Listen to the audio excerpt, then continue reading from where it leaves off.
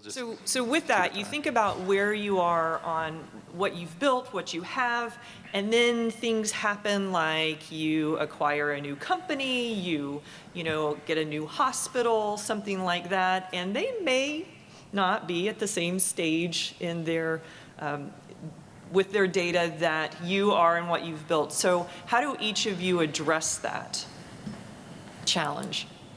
In whatever capacity you are in your company, let's put it that way. Right. So I would say that's very near and dear to us at this point. We've merged with a company the same size out in California, and we're still merging. In very different IT philosophies, different IT practices, and so it's been difficult, or challenging, I won't say difficult, to make sure that we can find all of the data and start to work towards, that canonical model, and trying to kind of get it into a cohesive environment. And so, for the most part, our data scientists, our analytics teams, they're spending 80% of their time scrubbing data and pulling data and extracting data. And, we definitely want to get, past that so that we can move to the next level, because that's a lot of wasted time that we don't have at this point with the growth that we've had. So I think there's really sort of two big things that are moving us along in terms of driving our maturity. One is mergers and acquisitions, because hospital systems are going through a lot of that right now. For the most part, our processes around that are to get them onto our standard operating systems first, because most of those we've already built good interfaces to our warehousing and other analytics environments. So that's sort of our strategy around the mergers and acquisitions. The other one that's a bit more challenging right now is the move from fee-for-service to, pay for performance, and being much more aware about who your population is, what all their issues are, what are their social statuses, how are you going to get outside of the critical acute care space and into every aspect of their lives so that you can keep them healthy.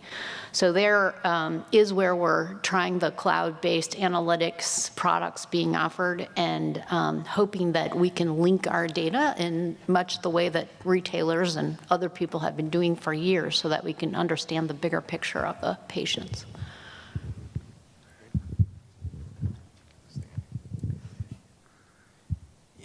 So for us, we're actually in the middle of a pretty large, very public acquisition, being acquired by Bayer. And while I can't go into those specific details, I would say just a couple sort of high-level things that we think about as we're thinking about data and that activity. And really, I look about where we've been. So in the last year and plus, we've been going through a pretty large transformation about how we expose information for our internal consumption, as well as to support our digital products externally to Monsanto.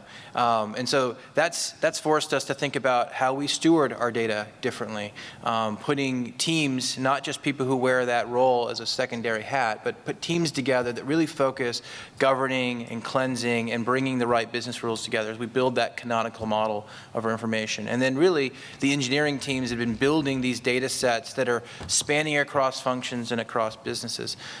That work alone is making the conversations we're trying to have around our integration much easier, because we've already gone through a lot of the thrashing, if you will, around what it means to be a customer, or what it means around your material data. Things that we would need to do from a master data management perspective. There are already things we've already been focusing on. So it's making that conversation easier and helping us hopefully be more successful. Thank you. Cliff, did you have any other thoughts? Sure. I think that there's a lot of opportunity in those environments to bring data together. So you're going through a merger, you're bringing companies together.